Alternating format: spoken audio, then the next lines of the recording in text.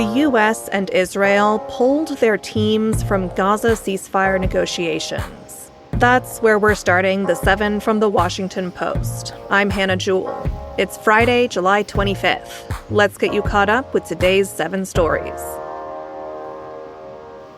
President Donald Trump's Middle East envoy, Steve Witkoff, gave an update yesterday on negotiations for a ceasefire in Gaza. He said the U.S. was withdrawing its negotiating team from Doha for consultations, and he accused Hamas of not acting in good faith. Israel released a similar statement.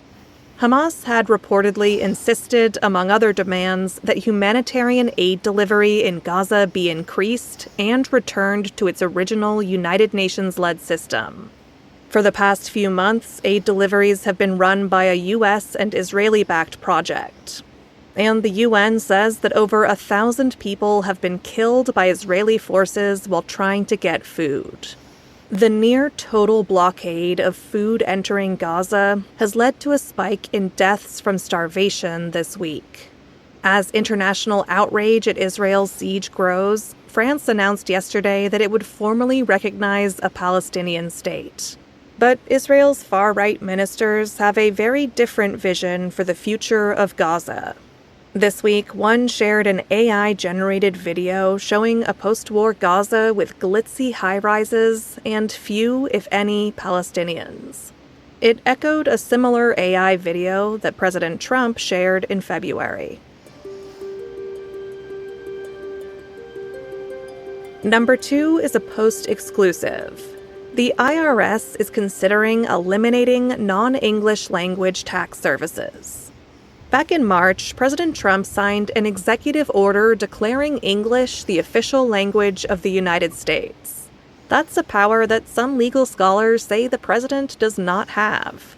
Nevertheless, the Post reported yesterday that the IRS has been working on a way to comply with that order.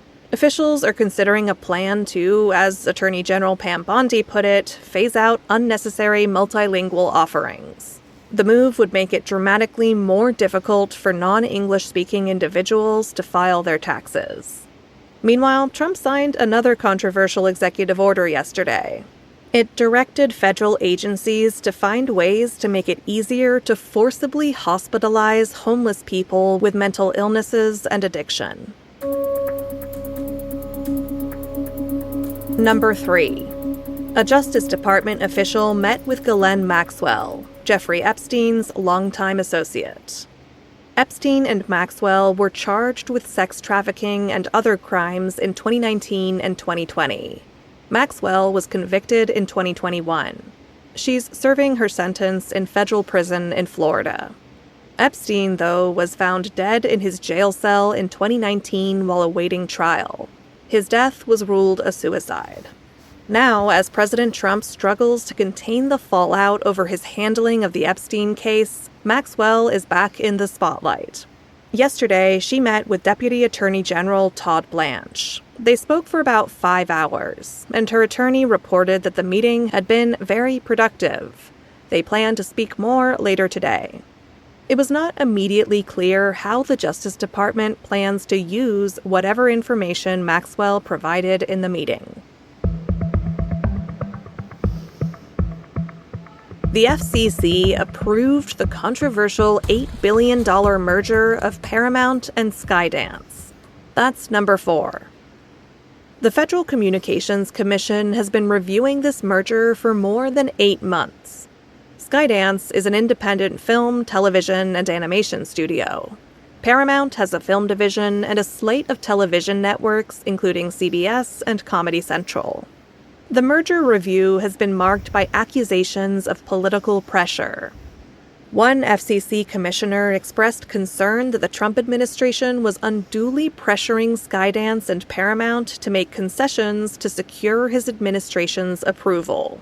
Earlier this month, Paramount agreed to pay $16 million to settle a lawsuit filed last year by then-presidential candidate Trump.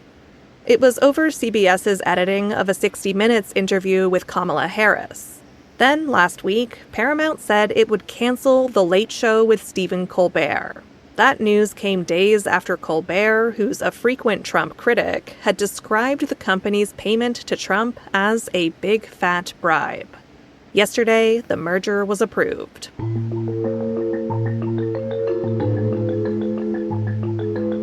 President Trump and Vice President J.D. Vance paid tribute to Hulk Hogan. That's our fifth story. Hogan died yesterday after suffering a cardiac arrest. He was 71 years old, and he left behind a complicated legacy. For a generation of professional wrestling fans, Hogan reigned supreme. During the peak of Hulkamania in the 1980s, he touched every corner of pop culture, including movies, TV, video games, and merchandise. With his tanned skin, thinning blonde locks, and yellow and red bandanas, Hogan flexed his 24-inch pythons, the nickname he gave to his biceps, ripped off his shirt, and preached these words to his fans. Train, say your prayers, eat your vitamins, be true to yourself, true to your country, be a real American. Whew. Decades after his heyday in the ring, he remained in the public eye for better or worse. In 2015, the National Enquirer published dialogue of him using deeply racist language. That severely damaged his reputation among wrestling fans. Then, last summer, he had a primetime spot endorsing Trump at the Republican National Convention. In a tribute yesterday, the president called Hogan a great friend and said he was MAGA all the way.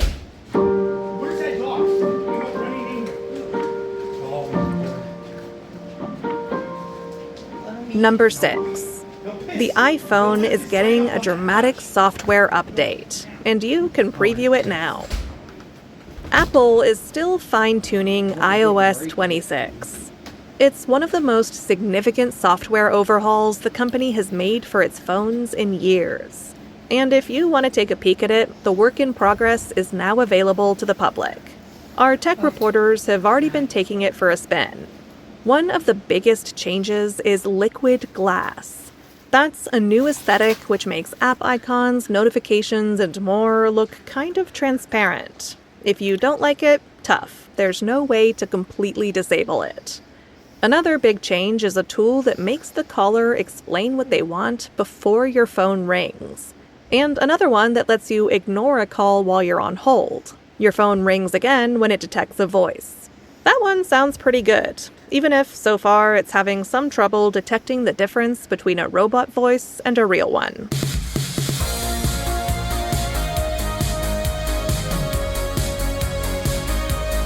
And at number 7, the Tour de France is worried about tiny motors in bikes. Professional cycling's biggest race is underway in France. 1 kilometre to go for the Australian, and it's looking good. Yes, it's looking very good. That was the sound of cyclists attacking a hill in the French Alps yesterday. 20 years after a doping scandal upended the sport, the world of professional cycling is going to great lengths to convince its fans it's clean.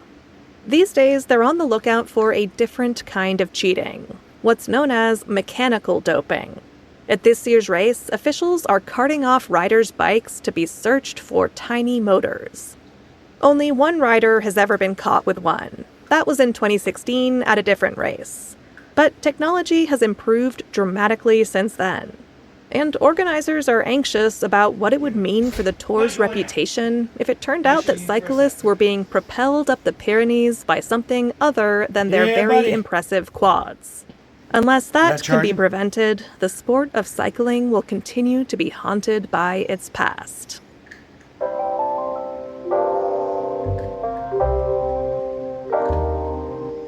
That's the show for this week. The associate producer of The 7 is Taylor White. The staff writers are Jamie Ross and me. John Taylor is our editor. Additional editing by Christina Quinn. Special help this week from Emma Talkoff. Copy editing by Melissa No and Thomas Haliba. Mixing and sound design is by Jim Briggs and Justin Garish. Our theme music is by Edith Mudge. Renita Jablonski is our director of audio. I'm Hannah Jewell. Thanks for listening and have a great weekend. I'll meet